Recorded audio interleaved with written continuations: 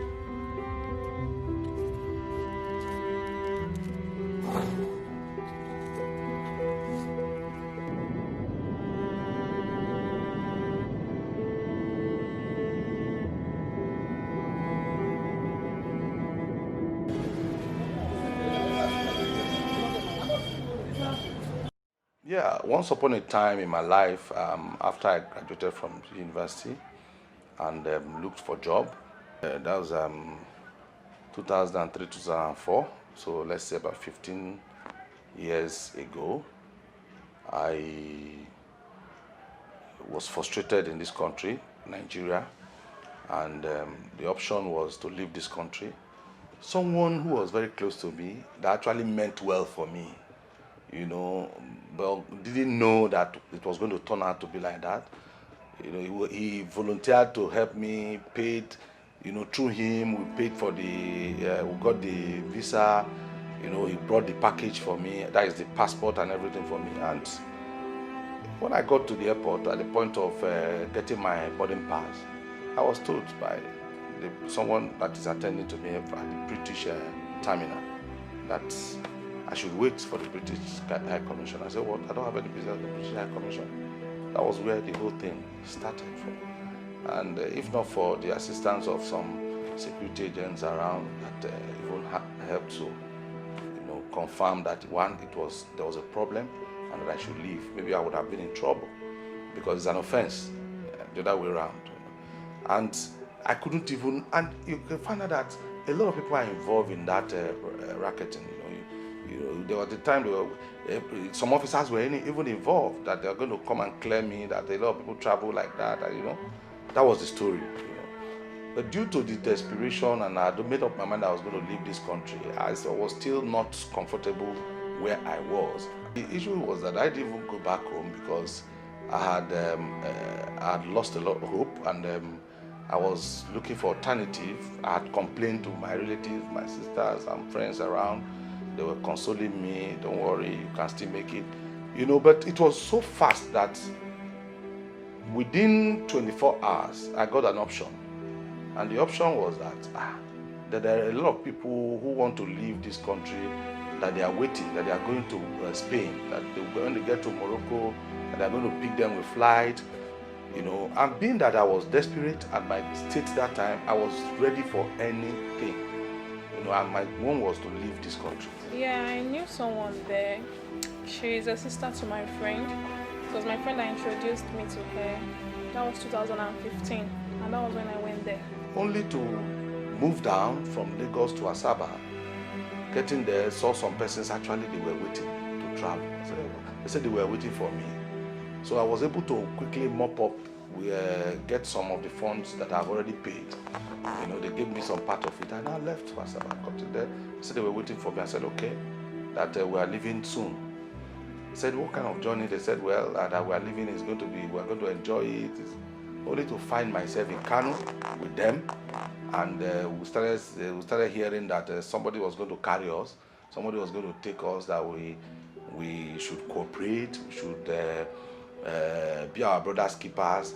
You know, when I became, initially, I suspected something when I saw that they were trying to unite us before leaving. They were giving us water to drink, that we should not betray ourselves and everything. I was wondering what kind of journey that would require not betraying ourselves.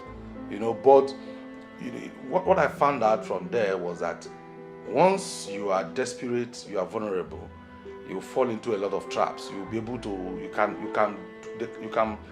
they can sell anything to you and you will buy. You understand? So I found myself in that place because they've already seen that this guy is no more here. He wants to leave at all cost. And I went. That was how I found myself in the land of no return, which is Sahara Desert, on my way to Europe. I think we spent like 4 days in Agadez. Then from there, Ilox came to convey us to Gatron in Libya, and that was where the journey started. The Ilox that took us, the driver allowed the ladies to sit beside him, while the guys should sit at the back. But unfortunately for me, I couldn't get to the front seat, so I was asked to sit with some other girls with the guys at the back. And sitting there was just very risky because of the way we're packed. We're like 30 to 40, if I'm not mistaken. So we just had to hold some sticks to support ourselves. So when we left Agadez and we're going, before we got to the first checking point, we heard some noises and everybody was like, what's happening, what's happening? By the time we got to the checking point, we saw a corpse lying down. I asked what happened. They said the guy fell from the Ilox and the driver did not wait. So that was how the guy lost his life. And that was how our journey changed. Everybody became moody, became sad. We were trying to cheer ourselves, but it was not working. We kept going. We spent like 4 days in the desert. Well, it was from there we made arrangement to leave, to embark on the journey. That in 5 days' time we'll be in Spain. That is going to be a very short trip. That is going to be a form of tourist journey. And when we now got to Asaba, we left for Kano. It was from Kano we now moved towards Niger Republic, where you have Zindane, Agadez, and we now embarked. But when we got to Agadez, that was where I found out that the journey is not actually what the narration is different from what I'm experiencing. Somebody who actually wanted to use us to get to perfect his trade. Only God knows how the driver was able to concentrate and everything. We just kept going, vast land, sand, and we saw some corpses, we saw dry bones, we were attacked by rebels. Our driver had to hide us somewhere, and that was just it till we got to Gatron. And when we got to Gatron, then some of my friends that I met say they will be going to Italy from there, that's their destination. They wanted to be a nurse or something. So I got their contact, I wrote it on a piece of paper to contact them later. Then I slept at Gatron. I spoke with the lady I was going to meet. She said there's no problem. Then from there we went to Sabah.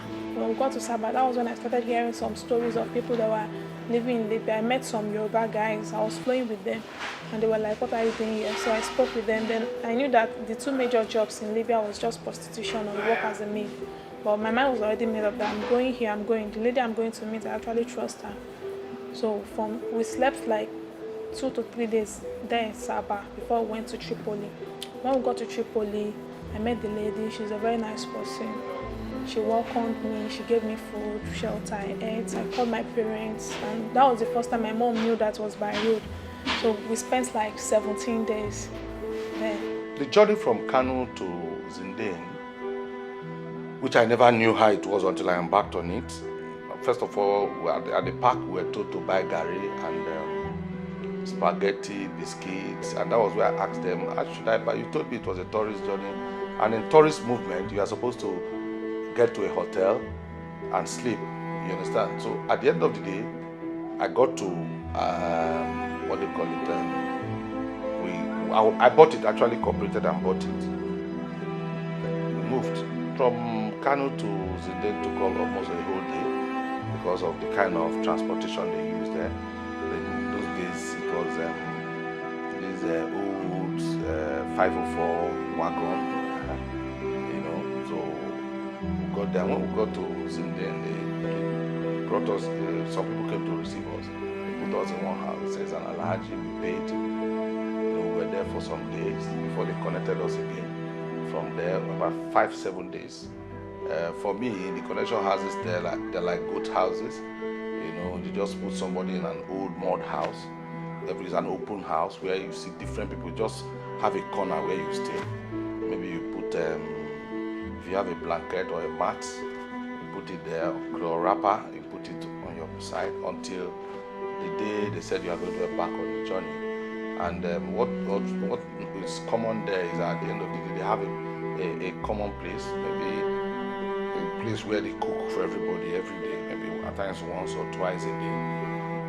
And because you have paid, you are entitled to eat. I think one of the idea of the Connection House too is that the person that is in charge or who is whom you are taking refuge in this Connection House gives a kind of protection to the people who are being either trafficked or being smuggled. Protection in the sense that normally in such country, police look out for such people. But at the end of the day, because of the money that is being paid to them, they have a way of settling police. So police will, mind their own business, and the business of the smugglers and traffickers will be booming. Because I remember one occasion in the night, we tried to separate ourselves from going to Connection House, and we found out that very late in the midnight, they said some Moroccan buggers, those people who carry people through Morocco, came in with guns into the hotel, started busting the rooms, and started fighting, collecting money from people, and everybody woke up and ran out. We got there, she told me I was going to start job the following day.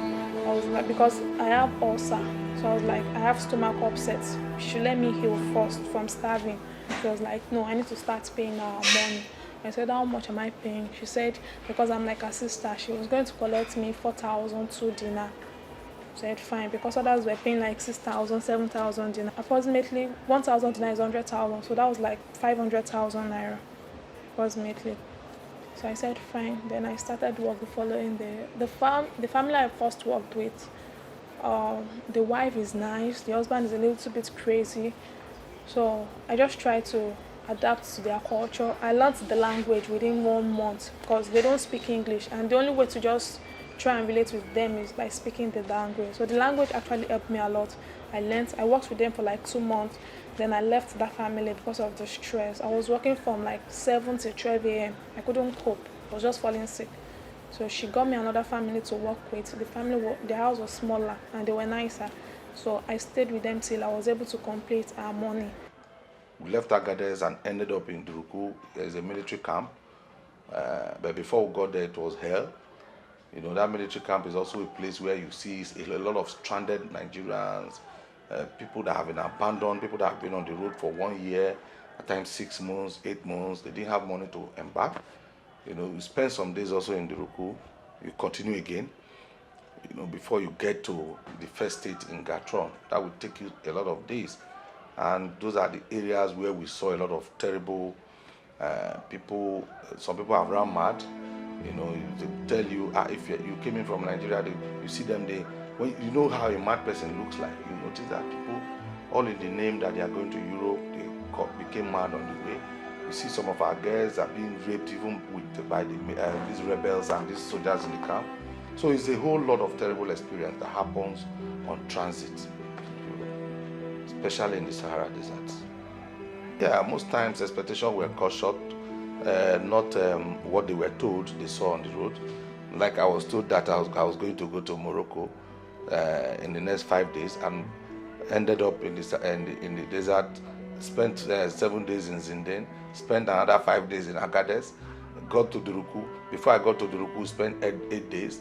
In Duruku, we spent another 5 days, and I'm still on the road. So for someone who is not able to control his or her emotions, a lot of things could go wrong. And your family, you must have promised them, or they must have had a lot of high hopes in you that you're already in Europe, because nobody knew I was actually going to go through the desert. Well, people who have been victims of trafficking can experience a wide range of mental health problems or psychological problems, as it were. And it will range from what we refer to as post-traumatic stress disorders, which is commonly seen in people who have experienced life-threatening events that may have threatened their own existence, or may have actually witnessed other people being victims of such events. common symptoms, challenges for persons who have been trafficked are there's fear, which is the most common, and basically we don't see it that way. So we have fear, we have anger, we have some form of disorder, we have anxiety, and we have depression. It's very important to start from counseling, which is the most common way of helping them.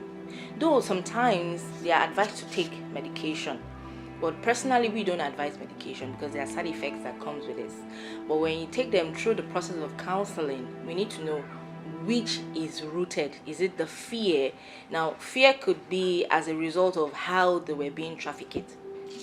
Sometime 2010 August, it was long vacation day. I was in SS2, going to my SS3, about to write my WAEC. So I decided to look for where my mom is staying because she relocated. I don't know where she was staying. I never grew up with her. So eventually I located where she was staying, and I found out that she was in a bad condition with 2 kids, twins with her, and the husband was nowhere to be found. So as a first child, I said to disturb her that anywhere she was working or she's working, let me help her to work so that I can earn some money for her to take care of herself and the children. So she was like, no place, that she doesn't have any specific work for now. And at that process, she met her pastor and discussed the issue to her pastor. And the pastor goes to like, wow, so you have a grown-up girl like this, then no problem. That she liked my courage and my zeal to help my mom out. That she has a place in East Lagos for marketing work, like a supermarket work like that. So I said no problem. But 2 days later, she called my mom and like, no, that the place will not work again, but there's another place in Kano. So no, as a young girl, I was so excited. I like, wow, excursion. And I told my mom that, wow, at least first time in my life, I'm going to change environment again. Some 10 years ago, there were 2 categories of traffickers. Family members, aunties, friends or families, and then some husbands, okay, who felt that they've had the number of children they wanted to have. And because they were very poor, there was no reason why their wives could not go abroad and make money and come back and make their lots better. That was 10 years ago. But today, you see, the syndicate or the organization has become so sophisticated. In addition to having family members and friends, we also have people who are traffickers on their own, who buy people to be trafficked. So these ones are more or less like businessmen. So they can get in touch with maybe students who are agents for them in the universities, in secondary schools, in these places where you guys go to, where you go to browse, cafes, cyber cafes, okay? So they try to, groom, ingratiate themselves into the people they meet in some of these places, bars, clubs, okay? And then once they ingratiate themselves, and then they try to now tell the people that there is so much money to be made if you become an agent. So you're more or less an agent to the traffickers. So these are the people who now lure their friends or other people into trafficking rings. They sell you to these people.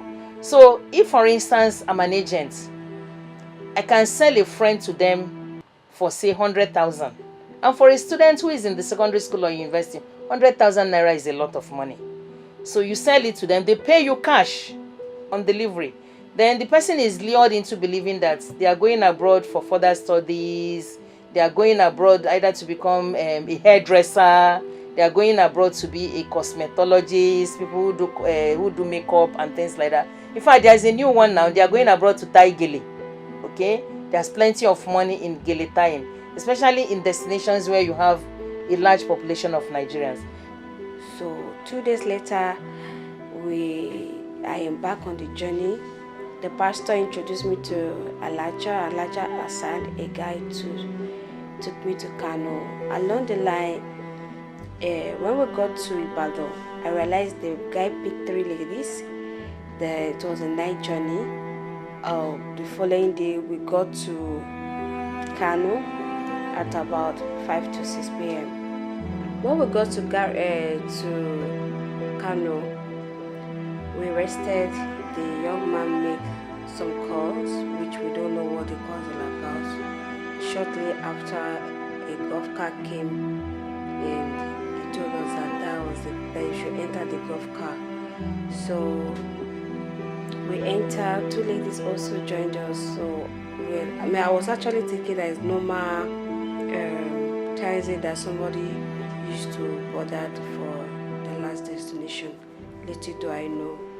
So when we entered, the young man said that is the last destination we are going now. So as we're going, I asked him, "Are we not getting to our destination again?" He said, "This is not Lagos.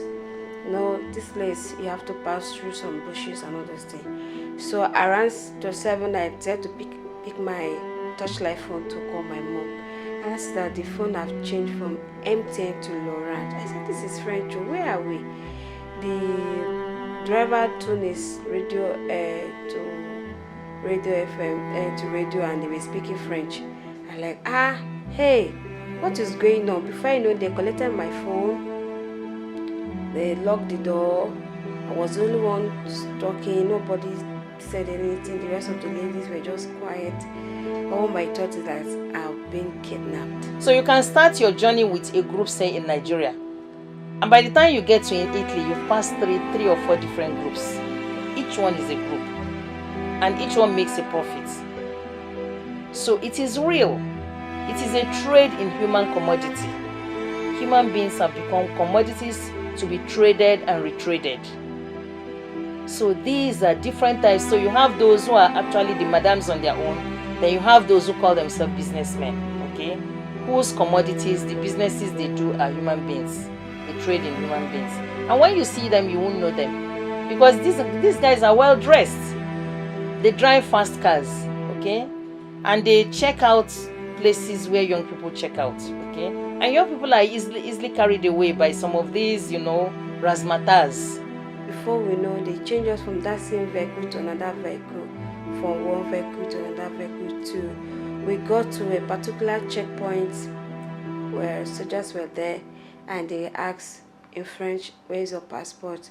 Well, to my greatest surprise, I saw those ladies bringing out their passport. I was like, I just want to open my mouth and tell them that I am before I said Kina, dirty slap, I fainted.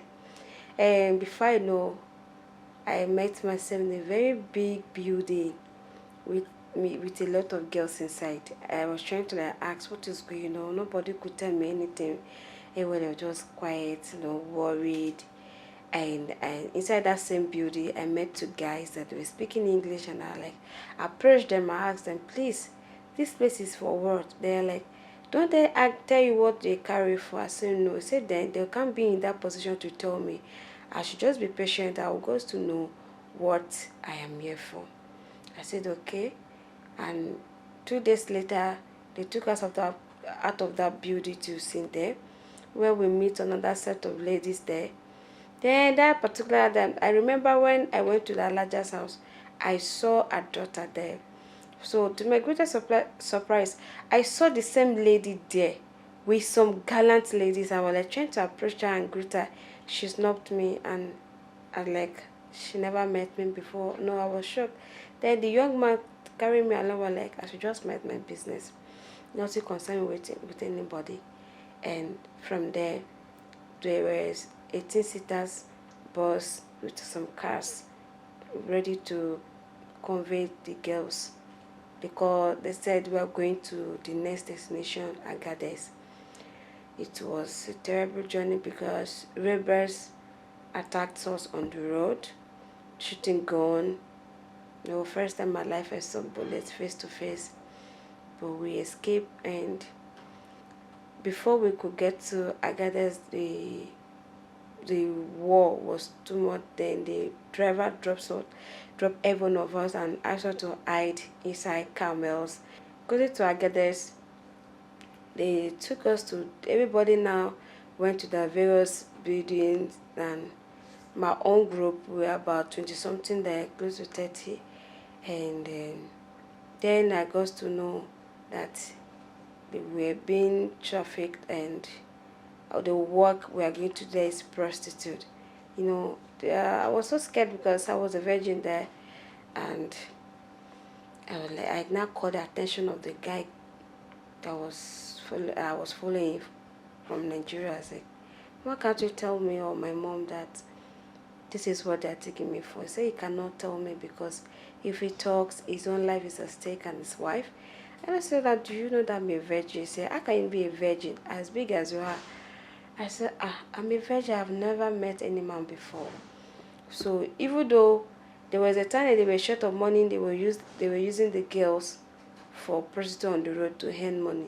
They will lock me inside the house so that nobody will come and harm me or do anything negative to me. We spent like 2 weeks in Agadez. Then they say we are going to another place called Duruko. Inside that, this time around, they are passing through the main desert. And lo and behold, there's a place like a market square in that Agadez. I met a lot of ladies. The first question that came to my mind is there still girls in Nigeria? Because they are just too much. After some hours, they began to load us like cows inside the trailer to convey us. You know, first time in my life, I climbed the big trailer. Somebody have to push me inside because I cannot climb. And we were just being tight inside that place, nowhere to sit. You will stand, sun. No, it was so terrible with the sun in the side and the cold inside. And this guy, like, they were God just used them for me. They said, don't worry, that they will be there for me. And even if I need to sit down, there's a way they will arrange themselves for me to sit so that I won't be affected because of the gallop. And the trailer run as if it's not woman being that's inside the vehicle. So if sometimes the trailer will run, enter big gallop, you that are not having that stamina, if you fall, you didn't survive it, they will just throw your things down and leave you there. Like I said, at the point for in every journey, in that journey, if you don't have money, you are stranded. If you don't have money, you're stranded. When we left in a group, but when we got to a point in the desert, like Duruko, I had left so many people that we embarked on the journey from Kano together. They were all dropped in, they were all getting stranded. I remember at a point where we got stopped during my time, and we saw a lot of clothes and bags, and we saw a well. A lot of people were jubilating because we had issues with the truck that was carrying us. And people were saying that only for the Chad driver that was carried us, said that place, that they buried a lot of Nigerians there, that they got stuck, they missed their way, and out of starvation and dehydration, most of them died. That's why they were buried, so they had to put a well there because of the water issue.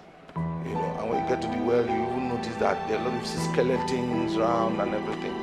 You know, and these are people who either they are being smuggled or they are being trafficked or they are traveling in mostly Nigerians and West Africans. You know, so we were able to pass through that place because we had to leave the truck and trek to the point that I told myself that I prefer to die even in the desert than even there was a time they left me. You know, at the point of there's one town they call Tijeri. Tijeri is before Gatron. You know, when they released us from the camp, they put us. My people, the crew I was with, they started trekking. But some of them, because some of them are used to the route, they normally come to Nigeria, bring people to Libya, come back. So they have mastered the whole journey. They left me, and I was exhausted. I didn't have water. I told them, I said I preferred the Libyan police to come and carry me here than for me to continue this journey. Only for me to stay. Then if you see me, my stomach was almost at my back. So after about 2 hours, 3 hours, one of them returned with water picked me up. We now started trekking until we get to the first state in Libya, which is Gatron. Then there was one that was at work. There's a number called me.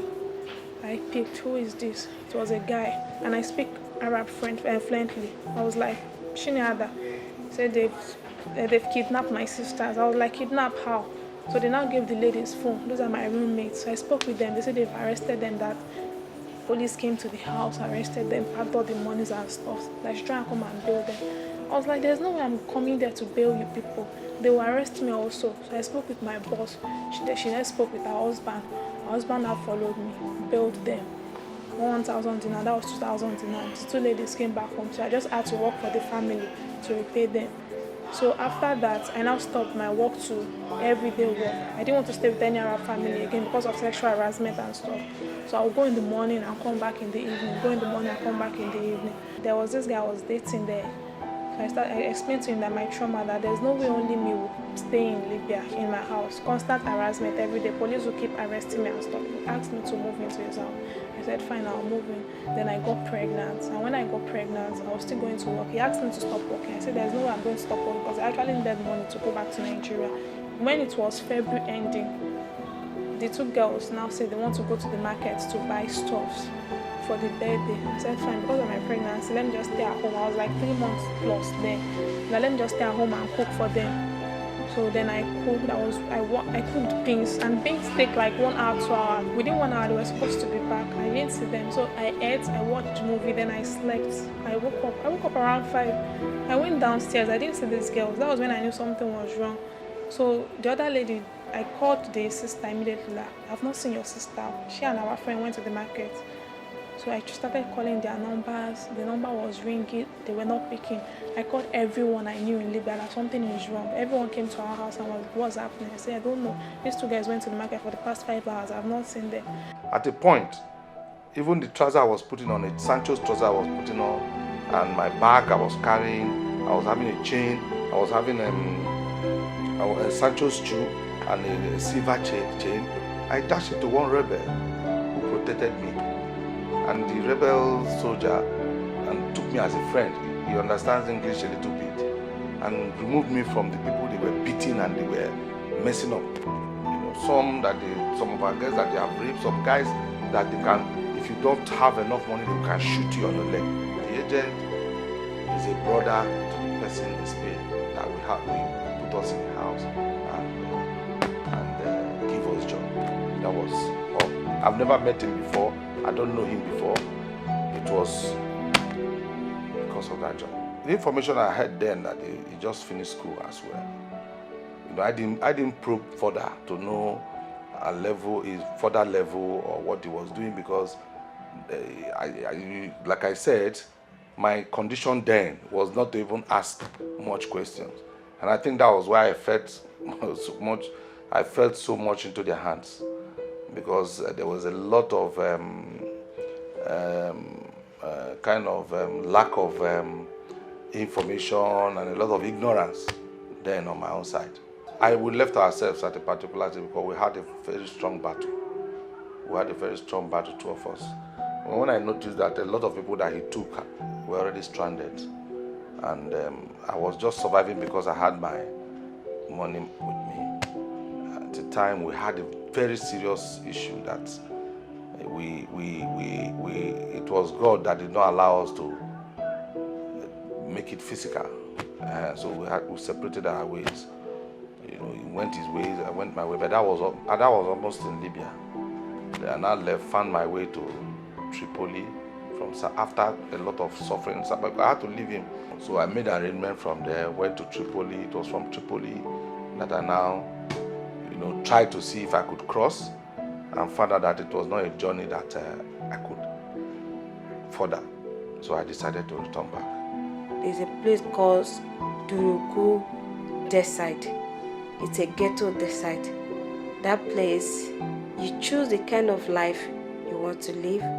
They will teach you all kind of matter of bad life there.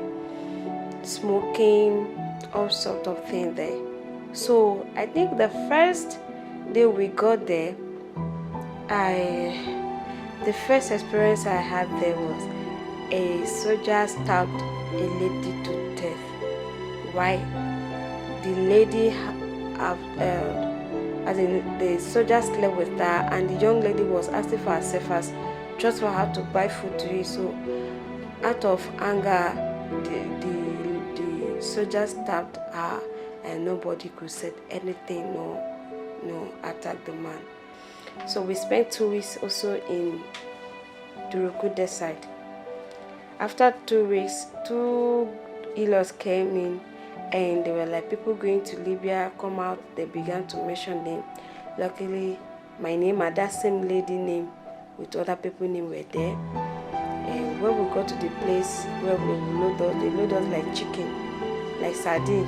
If you sit, there's a way they arrange it, the in-laws. If you sit at the back of in-laws, another person sit on your lap, another person, we end up loading like 35 people inside one in-laws.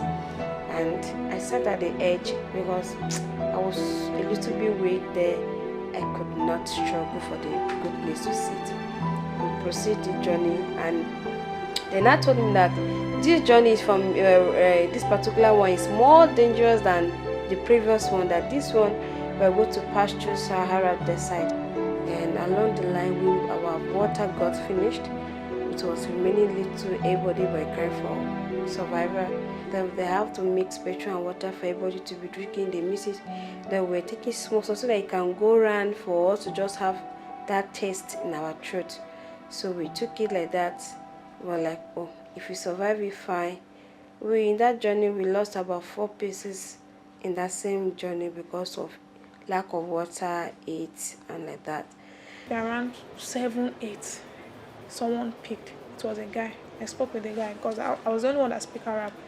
He said that they've kidnapped my sisters. I was like, kidnapped? He said yes. I said, how much do they want? They said they want 1,000 dinar. I was like, 1,000 dinar is a token that I'll bring the money tomorrow. They said fine. They gave me the address. So after the call, I told them that I was going to go and give them 1,000 dinar. Everyone said they are not going. So I called my taxi man that I need his help the following day. The taxi said I should not worry, that I should just come with the money.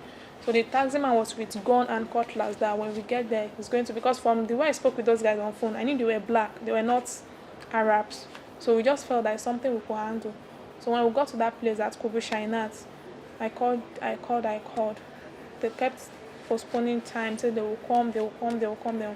And after then my driver suspected that something was wrong. Immediately he just said that let him start the car and go. That was how they just blocked us at the front and the back, guys, with guns, something I've never seen before. We had a ghastly accident on top of some group of persons that have died in that desert. All I could remember is I drew myself out in the midst of people. That was all I can remember. Before I know, they've torn my clothes, poured me water, praying in different types of language. And they said the first thing I said that was, where is my mom? I want to see my mom. Then from there, we proceed to Gatron, downtown of Libya. When we got to Gatron, after some days again, when we got to Gatron from Sahara Desert, somebody had already gotten there before from Tripoli and brought some medicine for the treatment, because they also told them concerning the accident that happened in the desert. And from there, they conveyed us to Muzuk. From Muzuk, in a big building like that, they began to push some of us to Tripoli. They brought in different men for them to deter me. I refused, but after they pushed those ones that they have been like my backbone to Tripoli, fortunately, around that September, I was just sleeping innocently. Unexpectedly, I just saw the FT man on me, struggling and beating me, and he succeeded in raping me, because that's how I was able to cover my mouth so that my voice won't be heard and nobody came for my rescue. Crossing the Mediterranean Sea, and with the experience I got staying there for some weeks, I found out that a lot of people could not make it. A lot of boats were capsizing, and people were returned back half alive. Either they have issue through the rescue boat, And some, they will tell you some boat did not enter, that they are nowhere to be found. So I asked myself a question. I left Nigeria on a well-dressed, and as at the time I was getting to the Mediterranean Sea, I was only putting on a boxers and a singlet. And coming back was like we're enjoying, we're in heaven because nobody was harassing us. But going was hell. Libya was like hell, and then it was the time of Muammar Gaddafi, where people said Libya was good. When I went to one of the Sabah cafe in Sabah, I was to send a message to my people after about 3 months that they have not heard from me, that look at where I am, or that they should not panic. This. I just sat down. The next thing I saw was these Arabs coming to the Sabah cafe to spray this what do you call it? This air freshener that Africans and blacks are smelling and this. So that was where I sensed that this place is not a place to stay, especially the country. And the way I noticed they were chasing, when they chase blacks and they're after Nigerians, when they chase blacks, if they meet Ghana, Nigeria, Senegalese and Congo, they will leave those people and hold Nigeria. And when they hold Nigeria, they will break their legs. So I found out, I said, this is not a country. What brought me here? How did I get here?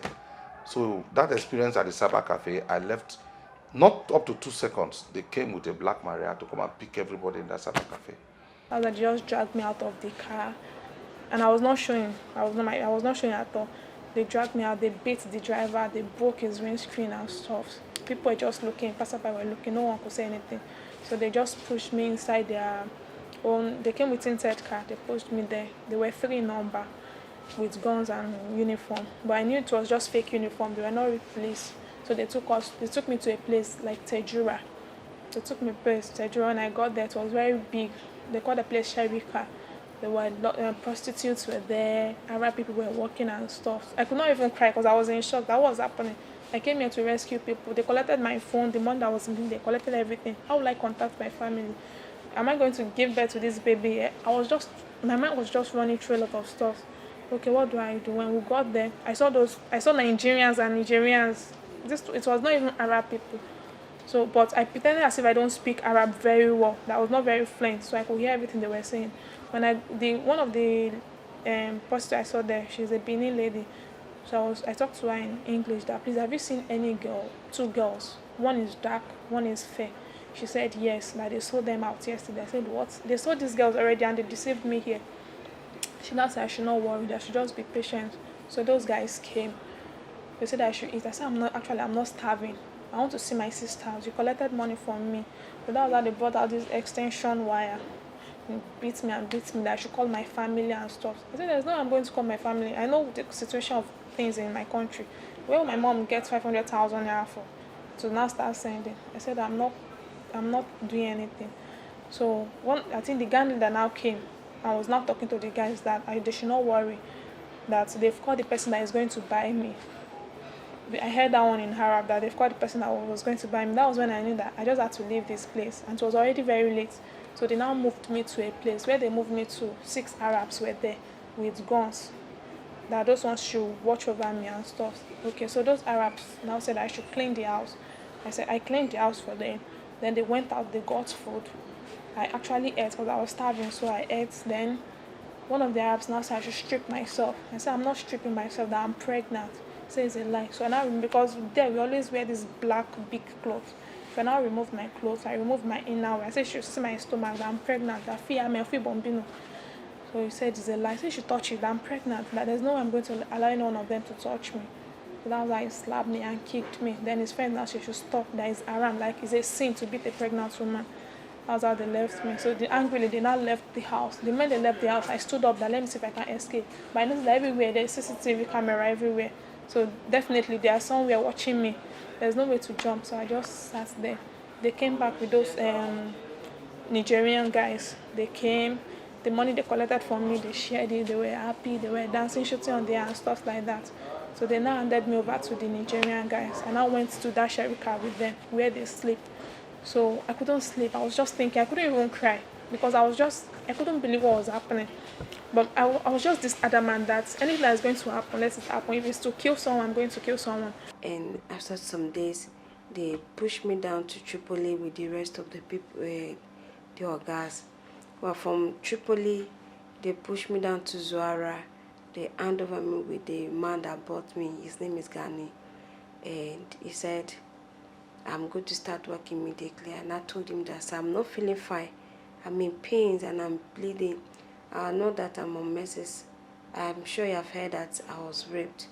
He said that was none of his business. I'm going to pay him 3,000 US dollars. Before I know, they collect my frontal part hair, my armpit hair, my nails, like that. I said, since I refuse to do this work, they will get me another way around. Still, they tried. It never worked out. That one fateful night, a Sudan man came that I want to spend the night. Then they assigned me to the Sudan man, and when the Sudan man touched my body, it was so hurt. And we were like, are you not feeling fine? I said, yes, I'm not feeling fine. And I begged him that, please, I just want to make off his phone to call my mom. He said, no, that they don't allow phone for any of the connection girls. I said, no, I'm not a connection girl. I'm just a girl. I begged him and I promised him that I will not tell anybody. So he allowed me to use this phone. That was how I was able to call my mom, told her what the pastor has deceived us, and especially me, to do in Libya, that I'm here doing prostitute work. But she should not allow the pastor to know, hey, they will resell me to another person and she will not hear from me again. So the way she screamed, I know that, yes, something happened. Some of the dual saw us and they were tracing us because they're like, when they saw the way I was walking, I wasn't walking the proper way because of my left leg has already been affected.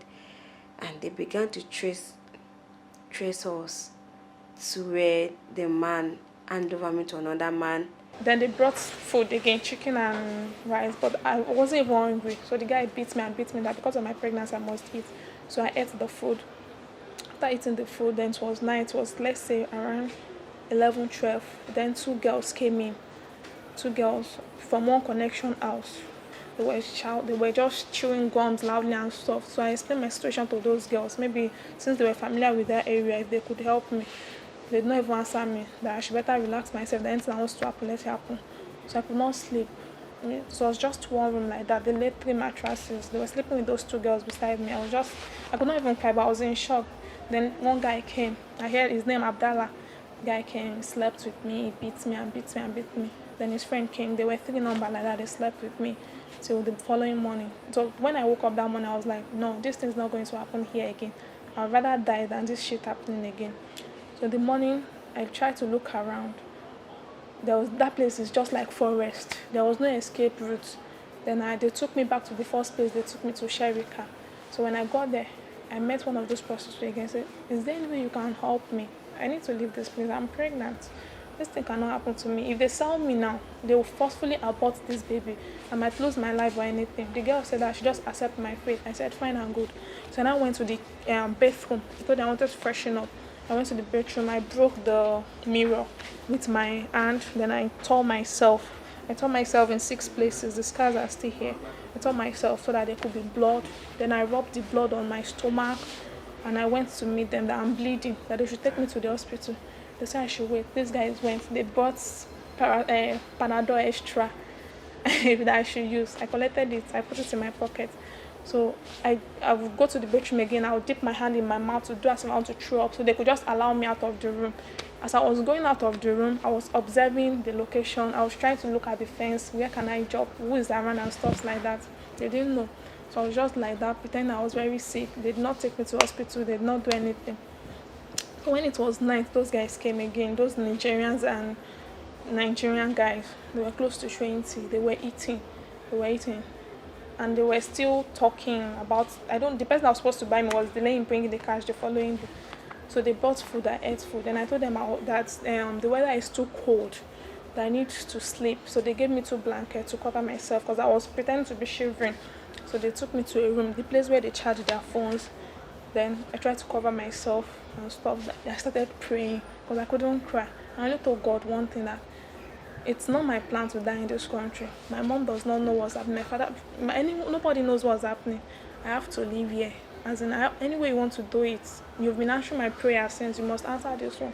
I kept praying inside me. I kept praying and kept praying. Then rain started falling. And Libya, it hardly rains. It rains like maybe 3 or 4 times a year. It hardly rains. Then rain started falling. So those guys were happy that rain was falling. All of them went inside the rain. They were shooting gun. They were happy. They were dancing. They even forgot that someone was inside. Everybody was happy that day because of the rain. Then the rain now, towards 9:30, the rain stopped again. Then I started my prayer, God, this rain is a sign that I must live here. If you want me to really live here and no one is going to shoot me or anything is going to happen to me, let this rain fall again. Then this rain was heavier. That's how they started shooting everywhere. There was noise. People were happy and stuff. I was like, one of the phones they were charging. That's how I took the phone. I opened the window. I jumped. The shoe I was wearing was kind of high. I removed the shoe. I was running till I got to the fence. I jumped the fence. I don't even know how I did it. First of all, I saw this wood-like boat constructed with a Yamaha engine, this type of Yamaha engine. We also see balloon. This balloon-like, some have been deflected, you know. Then the ones that I would like that they have constructed that they put people, you know, you see them there. So, and you pay before you enter. You know, and I asked them if this is what is going to take me to Europe. And I found out that the arrangement was not, there was no guarantee that you could get to where you're going. They would tell you that when you enter, you just go like this. You have to move yourself, you have to help yourself through the water.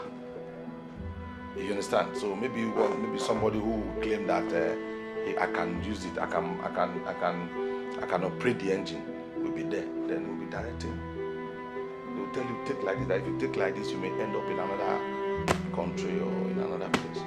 So you continue, and the intention is when you get to a particular place, they will give you then it was Turaya, I don't know what they use now. You know, they will give you a phone that if you get to a place, you run into danger, call this line. And the line will come for rescue. Because they know that definitely you are going to run into danger. So I think I couldn't carry it. And the risk was too much. And having known where I was coming from, and I couldn't stand it anymore. There was no point going to commit suicide when I was already free. Because getting to Libya was like freedom for me. So from Tripoli we proceed to Misrata. So getting to Misrata, he took me to his family's house. I saw his wife and his son. Then I told the wife that, please, can I stay in their house for some days? I need to recover myself, I'm not feeling fine. The wife said no, that I'm meant to do the work, or they are taking me to Connection's house. And lo and behold, they took me to Connections, and that very day, I was so in pain. I met other ladies. I met a particular lady that finished paying her money. Then they were like, okay, what is the problem? I now narrated my story to the couples, and they promised me that, okay, well, if they said that they should take me to the police now, their own lives is at stake. So they will not take me to the police, but they will teach me how to speak Arab also. Then they said they will not allow me to do the work. Meanwhile, before I know, I felt so sick there. I was even scared. So the accident we had in desert now confirmed what my neck bone, one of the bones shifted already. So that was when I got to that place. I noticed that the neck bone had already shifted. I cannot move my neck, my great headache, everything was just like coming up. They called the man. The man asked, and how much have I made? They said no. They said okay, they shall allow me to die. But God was so faithful. The Connection girls that were there contributed money with the couples. Then they invited the doctor. The man is a Ghanaian, and he began the treatment, injection, and he tested me all the different types of tests. I said everything's okay. Along the line, a Benin young man came to me and like he loved me, he wanted to marry me. And I told him that since he loved me, wanted to marry me, I learned that some persons are looking for me. If you can just go and tell them where I am, I'm going to marry him there and there. So he promised me that okay, he will definitely find out. And lo and behold, he find out, he met the Oduduwa, and he let them know that the young girl they were looking for, see where she's staying, blah blah blah. Then the Oduduwa keep on disturbing Gani about me. After 2 weeks plus, Gani came down to Misrata and you saw my things, the gift people have been giving me, and like, where is the money I make? He said, just get it. Nobody agreed to sleep with her. I'm like, what kind of a girl is this? So that's how the only option he have left is to call the pastor and the larger back to Nigeria that the one of the girls they gave him did not work well with these bad markets. So he has actually wanted to tell them to pay 500,000 within 3 days. So when he sees that they won't be able to meet up with 500,000, he asked the pastor and the larger to pay 80,000 naira to his account. I kept running. I was seeing light far, so I was just tracing the light till I got to the road, and it was raining. This time it was past 10 already. There were no cars again. So I kept running because I know that the moment they notice that I'm gone, they will come after me. So fortunately for me, I saw one Hilux coming. I stopped the Hilux did not stop. All the cars that were going, I tried stopping them. None of them stopped. Then one of the Hilux just turned and came. It was like, Shinada. That there was a guy that kidnapped me. They should please help me. He said I should enter the car. I didn't even know that those ones two are kidnappers. So I now entered the car again. So they now drove me to the nearby police station that the police should look at me. That did I escape from them? The police looked at me. They said, no, I did not escape from them, but they should drop me so that they can know what happened. I said, no, I don't want to stay with police. All of them are the same thing. That they are going to sell me, that they sold my sisters. So those guys now say they are not dropping me. That they will find out what happened. The moment we just left the police station, the phone I stole from them started ringing. Shit, that was how they collected the phone from me. They now picked the call. Those guys now said they should return me back, that I'm one of their wives, that I stole money from them and ran away with the money. The moment they heard the call, I just stripped myself naked. I didn't even mind. I just removed everything. I said let them search me from the beginning to the end. If they see any money on me, so they now searched me. They did not say, they only saw the drugs. I now told them this is the drugs those people gave me to use, and I'm pregnant. They should please help me. And I said, okay, I should find that I should call any of my family to bring 1,000 dinar before they can release me. I was like, there's no money. I told you they kidnapped two of my sisters. So I now started calling one of my, the only person I know the number of, and I started calling. And when I was even going, I went with my smaller phone. I didn't go with the big phone. But when I was at home, I gave an instruction, nobody should pick my call. They don't touch my phone. So I called my number. Because of that instruction, no one could pick my number. So I now called Adiola, called, sent her a text. I should please pick my call. She was not now pick. And I explained to her, see what's happening now. And that one cannot even speak Arab. And she should please, the father of my child, that one speaks Arab very well. That she should call that one should call this number now. So that one now called. Now spoke to those guys that I'm his wife, that they should not touch me or anything, that is going to bring the money. That was already late. It was getting to 12 o'clock then. That is very fun that the following day is going to bring the money for them. They said fine. Okay, so those guys now said they will drive me to where I'm going to sleep. That when they bring the money the following day, they will let me go. I said okay. As we're just driving, I don't even know what entered their mind. They just said they are going to take me to a fruit stand. Let me sleep there. I should take 10 dinar. The following day I should go to my house. I didn't believe them. So they just drove me to that fruit stand. The guy left. One of them now came back that they are just trying to help me because of the bambino and the baby that I'm carrying. I said fine. I said I should give him a blowjob. I didn't even think about it twice. I gave him the blowjob.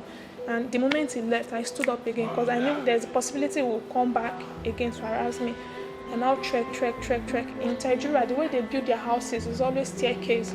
You know this step, you can always sleep on that. That was why I just sneaked into a compound. My head tie, I laid it and I slept there. The following morning went to 5 o'clock, they started this prayer. I just stood up like that. Went to the main road. I was trying to break things and none of them even stood because my clothes was dirty. I was looking so tattered.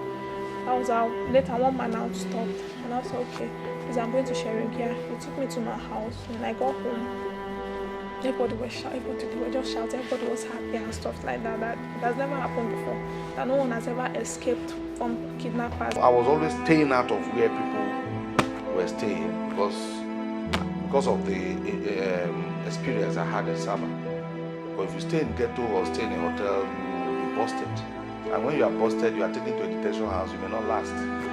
Most people who during my time were taken to detention centers died. They collapsed and died. Some did not return the same. Some had mental issues before they returned back. So immediately I got that information, I was always avoiding all those until I got to Tripoli after about 6 months. When I got to Zuara side and I decided to return back. You know, like I said, by returning back, I didn't suffer much. you know, and that was where I began to even think about having a decision of creating a kind of a revolution against this issue of trans-Sahara migration, trafficking, and all this. When I got to Mr. Zuara back, he did not allow me to do the work. So he said, after 3 days, if they did not pay him the money, he's going to send me to another person, and so that he will not lose. But in the evening of the 3rd day, he got an alert, and that same very day, he handed over me to the Oduduwa people.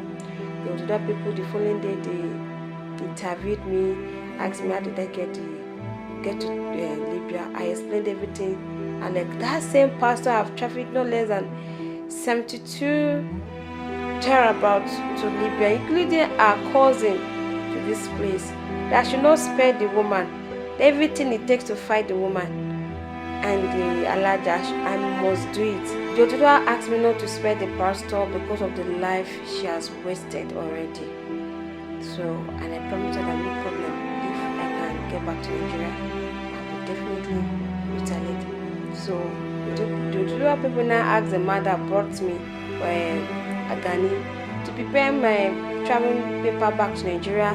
Then the one that rates me at the should pay me that same $3,000, $3,500 back to me.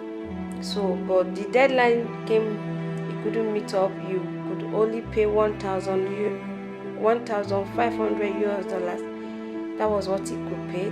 Then back in Nigeria, my mom have already get in touch with NAPTIP. NAPTIP have already arrested the pastor and the Alaja.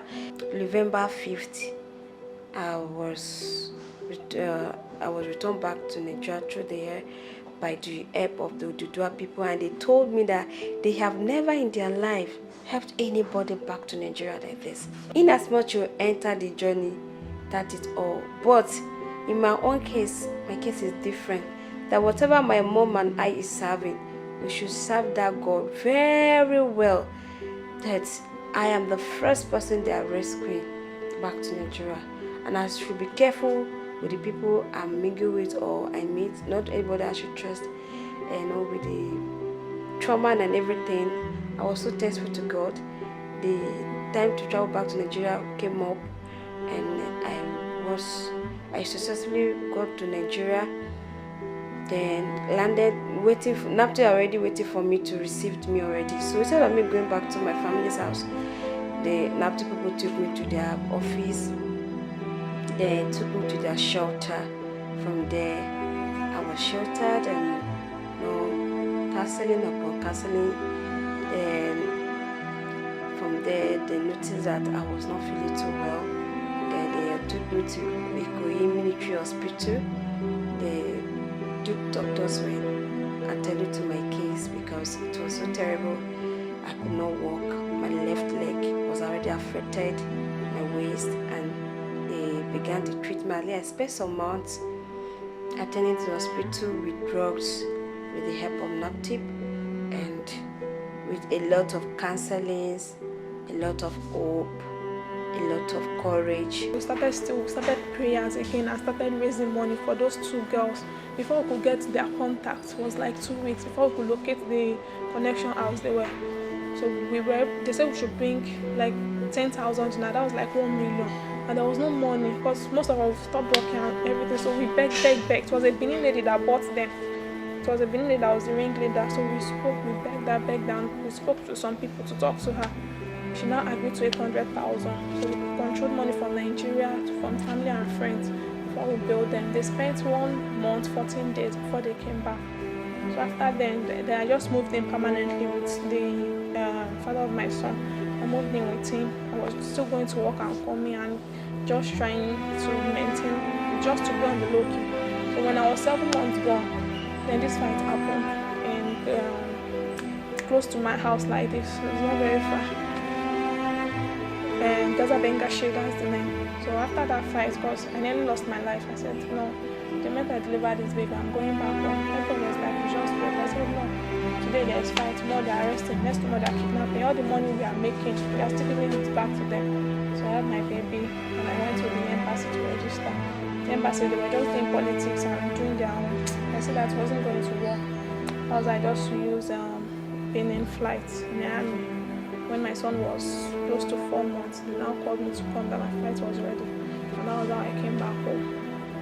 December 2017, after 30 months in Libya.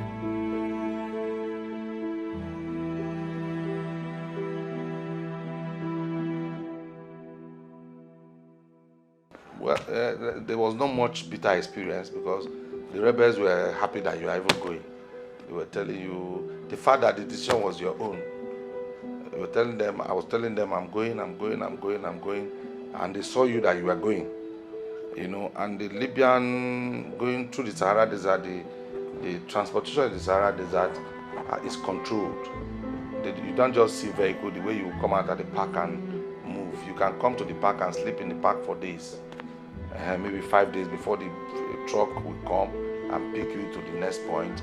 You can stay there again before another truck will come and pick you. So I came back with the people I came back with. We came back normally until we got to Nigeria. I told myself that I was not fine. You know, I told myself that I had gotten it wrong. I was not fine. I had been messed up.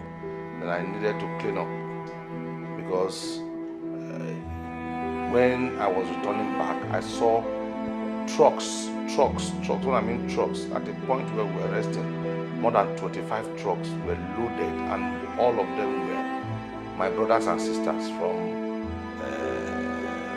South, Edo and Delta. They were running as if Iki was going to run. You understand? They were showing me time that they need to enter. I said, enter where? I'm coming from there. And nothing is happening. There is deception. They said no. That they give them time that they will enter, that the boat will soon leave. I said, which boat? When you get there, you see the kind of boat, you have problem. But you see the zeal and the anxiety, the kind of anxious. They were very anxious to leave. You know, I said there's a problem, that there's a gap somewhere.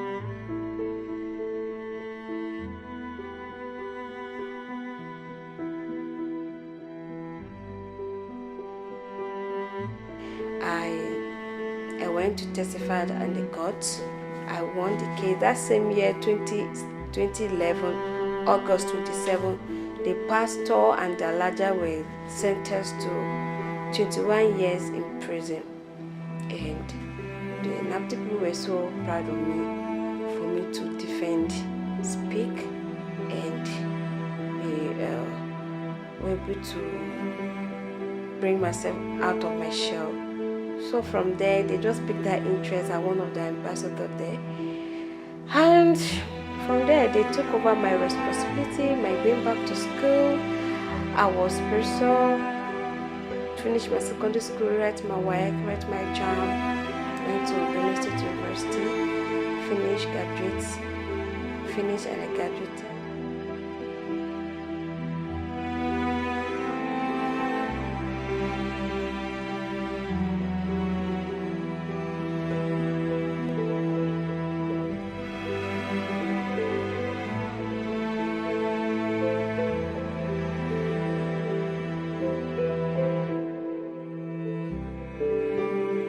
Father, of course, every crime that we commit, there is a penalty for every crime that we commit. Even in Christendom, there is a penalty. And we go to confession for those who are Christian, who are Catholics, we go to confession. But we have what we call indulgence, because there is a punishment that is attached to every crime, every sin that we commit. But we need to do more. That more should come from the state itself. The state, the judiciary has to be in place. There should be diligent prosecution of those who have been culprits of human trafficking. The pastor and Alaja were sentenced to 21 years in prison. I learned that as soon as they were coming out, the pastor died. But the Alaja, I don't really know where about again. You see, if I were government, and I want to do away with illegal migration, it's not all this lip service or rhetorics that we're doing. First of all, let us fix our economy. You see, I keep saying it. If our economy is good, nobody. I, for instance, am sitting here. For all the money in the world, I don't think I can live in any part of the world. I can go visit and return. But that's because I have a paying job. I have a job that puts food on my table. For somebody who has graduated, say, 3-4 years ago, or who has left secondary school for 6 years, and they've not seen any job, they've not found any job, and somebody comes to them and say there is something in Europe, and that you're going to be getting money in dollars, don't you think the person will jump at it? NAPTIP has facilities, shelters, but those shelters, who are the personnel working there? Do you have psychologists? Do you have social workers? Because you see, by the time these people come back, if you've interacted with them with the way I've interacted with them, you'll find that something has happened to their psyche. Something has happened. People could put on powder and lipstick and they look normal, but something has happened to their soul, and it requires thorough understanding of what it was that happened to them before you can bring them. You're not bringing them to status quo ante, but something may be near to it, just near to normalcy. They cannot be normal. It's impossible, because they can remember. I remember in occasions that I was trying to speak with somebody, and intermittently the person would just burst into tears, and at that point we would leave. In fact, on a particular day we had to stop completely. We left. She said she was not doing anymore. 2 days later she called me. She said because the interview was like a catharsis for her. She wanted to remember everything that happened to her when she was away, to see whether she will forget. Because the truth is that if they open their mind, even the madams themselves, most of the madams were retired traffickees, but they were just lucky that many of them got married to white men, and they were able to establish themselves, and they started bringing people from their place to come and join them to make money for them. But it's not easy. You know what it means to service 13-14 men a day? Of those 13-14 men, some of them will be loonies. Many of them are not lawyers and doctors, mind you. Many of them are farm workers, construction workers, laborers, road workers, people who are even smelly. But then, because you need their money, you shut your senses to some of these things. If you're a decent person, you will recall. You have the power of recall, and it will do something to your psyche. So you see, society should not condemn. That will be my last word for this. There is no room for condemnation. Society should have empathy. And the only way society can have empathy is to strengthen the organization that law has set up to help those who are survivors. But in doing that, we must have zero tolerance for corruption. Because oftentimes it is corruption that has brought us to where we are. From a tier 1 country to a tier 2 country, back again. It's like we are starting from ground zero. You're talking about Italy. Do you know how many of our girls are in Mali? How many of our girls are in Ouagadougou? That is girls that have no hope. They are in limbo. They left this country because they thought they were going to Europe. But they are somewhere in limbo. They cannot come back. They cannot go forward. So it is a problem for us as a country. And this problem is a problem that the state itself must find a way of sorting out. And then education. Since human trafficking is basically on women, we don't actually give priority to women education in Africa, in Nigeria. And so these women are forced, they are forced into this labor, into this something they do not even bargain for, because there is no education. So lack of proper education, because education remains the key to success, remains the key to unlock so many opportunities. What does it take? Have we prosecuted the big whips of this thing? Simple. Fix your economy. The moment your economy is fixed, trafficking will become something of the past. Once the economy is fixed today, and you find that the naira is at par with the dollar, the naira is at par with the euro, I will tell you 72 hours most Nigerians will return. Even not only the issue of trafficking, even professionals, brain drain. You find that a number of Nigerians who have left these shores will return overnight, because it will no longer be lucrative for them to continue to stay. I mean, staying abroad is not fantastic, because you'll be vulnerable to things like racism, discrimination. It's not uhuru for them who live here to go there to live. But the truth is that it pays them, because the little money they make, once they bring the money home and they change into the national currency, they have plenty of money. So the risks they are taking is what we are all seeing. But once you fix your economy, you find that a number of things will take their normal shape. Overnight, you don't even need to be doing all these things. There will be no preaching, no road shows, no enlightenment campaign, no Oba making a pronouncement. Everything will just return to normal. I've encountered a lady who finds it absolutely impossible to sleep the way you and I can sleep. You know, you do your work, you get tired, you put your head on the pillow and you sleep. This lady cannot sleep except she's given a certain injection. Now, in her own situation, you know, it was just one of those happenstances. She wanted to work fast to pay off her debt. So, in addition to servicing the normal clients of 13, 14 people a day, she decided to get involved in a porn movie. And on this particular occasion, they told her they were going to pay her $150 an hour. And she agreed, but that she would be latched onto the bed during the filming. And of course she agreed because that was good money.